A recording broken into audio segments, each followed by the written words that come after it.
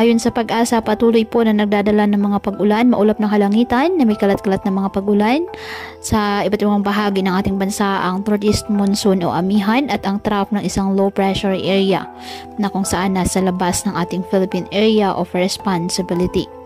Ayon sa Pag-asa, nanatili namang mababa ang tsansa nitong maging bagyo within 24 to 48 hours.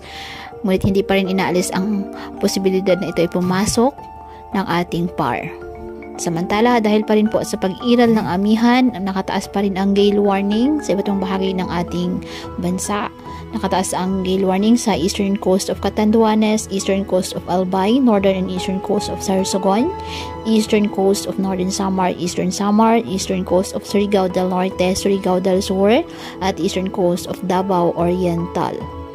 Ngayong araw, dahil po sa trough ng nasabing low pressure area, asahan na maulap na kalangitan na may mga pag-ulan, kalat-kalat na mga pag-ulan at thunderstorms sa Caraga, Davao Region at Sac-Sargent.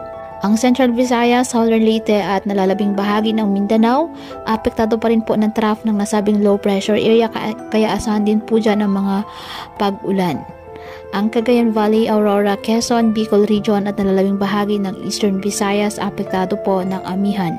Ang Metro Manila at nalalabing bahagi ng bansa, asahan pa rin ang bagyang maulap hanggang sa maulap na kalangitan with isolated light rains dahil pa rin sa nasabing northeast monsoon o hanging amihan.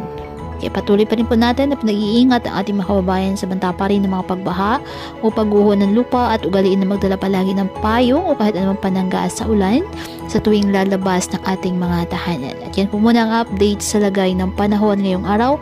Muli patuloy po tayo na mag-ingat at palaging tandaan, God loves you. Stay safe and God bless.